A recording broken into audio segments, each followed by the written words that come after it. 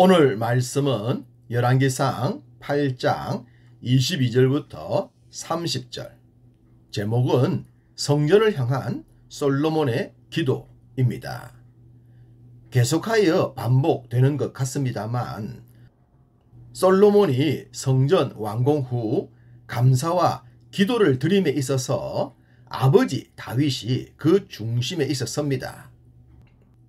그렇지만 아버지 다윗에 대한 고백도 사실은 하나님을 향한 은혜의 고백으로 보아야 할 것입니다. 하나님께서 아버지 다윗에게 은혜를 주셨고 그 은혜로 인해 자신이 성전을 건축할 수가 있었기 때문입니다. 바로 그러한 내용이 오늘 본문인데 이렇게 시작합니다. 23절 이르되 이스라엘의 하나님 여호와여 위로 하늘과 아래로 땅에 주와 같은 신이 없나이다. 주께서는 온 마음으로 주의 앞에서 행하는 종들에게 언약을 지키시고 은혜를 베푸시나이다.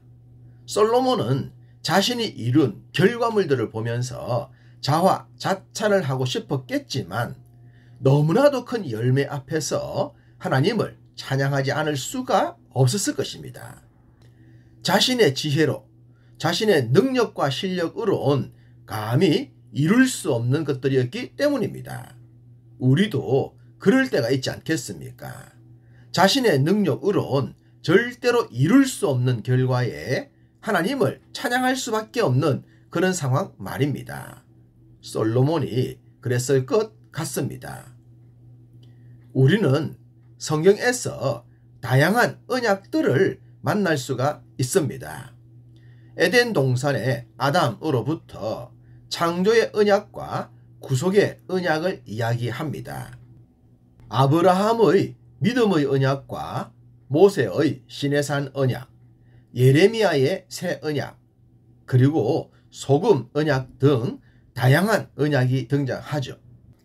그 중에서 다윗과 관련된 언약이 메시아 왕국 언약입니다. 예수 그리스도께서 장차 다스리실 언약의 특징을 다윗의 언약이 예표로서 가장 근접하기 때문입니다. 그런데요, 솔로몬과 관련된 언약은 없습니다. 굳이 붙여본다면 성전 언약이라고는 할 수 있습니다. 성전 완공 후 하나님께서 솔로몬에게 하신 말씀, 곧 보게 될 9장의 내용이 그러합니다. 그러나 이것은 앞서 말씀드렸던 언약들과는 결이 좀 다릅니다. 23절에 솔로몬은 하나님의 은혜를 이야기하면서 언약에 대해 이야기를 했죠. 주께서는 온 마음으로 주의 앞에서 행하는 종들에게 언약을 지키신다고 말입니다. 이 언약이 바로 자기 아버지 다윗과 했던 언약이지 않겠습니까? 다윗이 성전을 지어드리겠다고 했을 때 하나님은 다윗의 아들 솔로몬을 말씀하셨고 다윗의 왕국을 말씀하셨습니다. 사무엘하 7장의 내용이죠. 바로 그 언약으로 인해 지금의 성전이 탄생을 한 것입니다. 그리고 그 언약을 주권적으로 체결하신 분도 하나님이시죠. 그러니 하나님을 찬양할 수밖에 없었던 것입니다.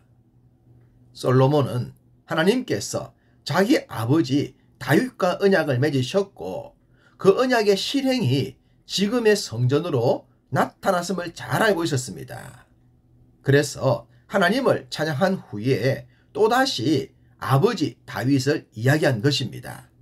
24절 주께서 주의 종 내 아버지 다윗에게 하신 말씀을 지키사 주의 입으로 말씀하신 것을 손으로 이루심이 오늘과 같으니이다. 솔로몬은 지금 하나님을 찬양하며 아버지의 언약에 대해 이야기했던 모습을 잘 지켜나가야만 했습니다.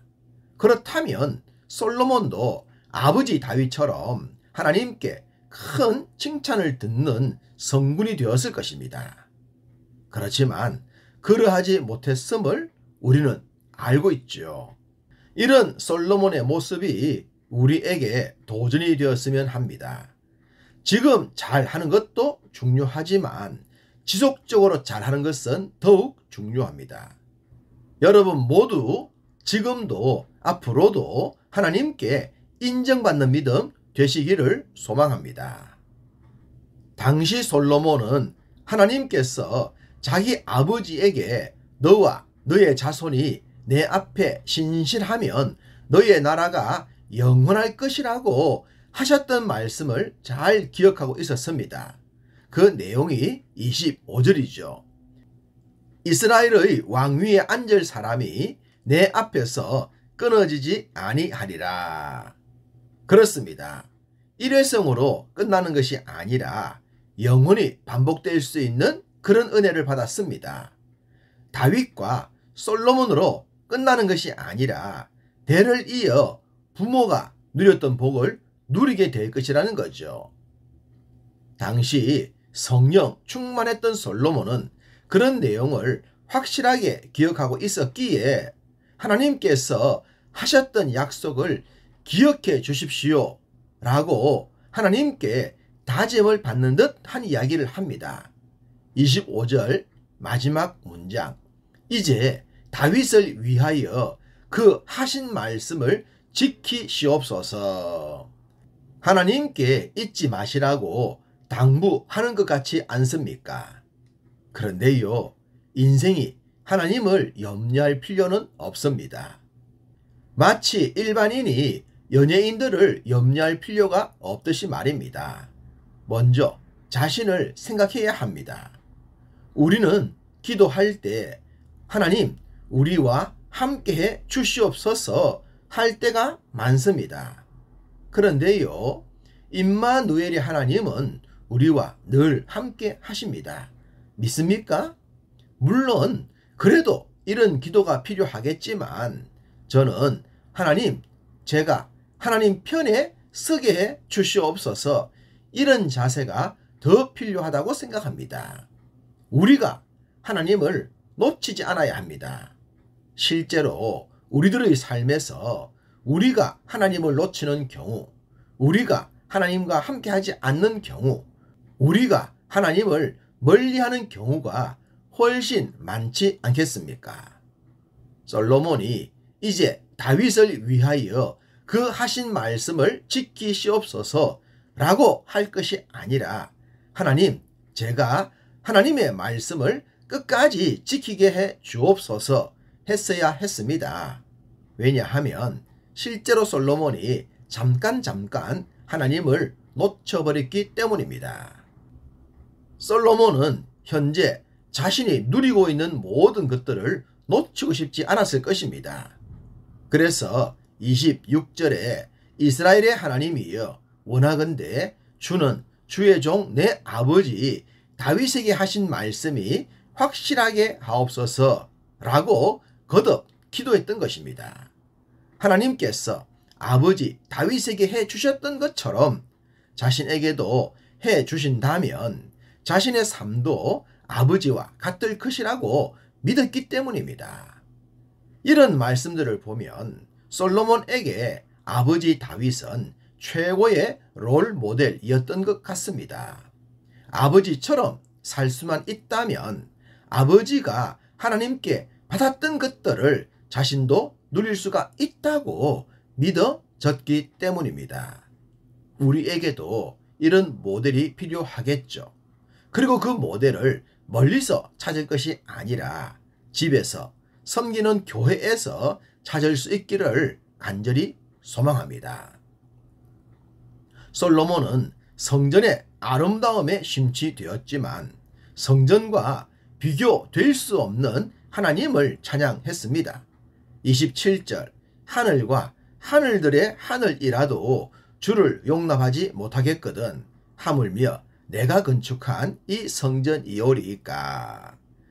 성전과 비교될 수 없는 하나님, 우리의 신앙 고백은 이러해야 합니다.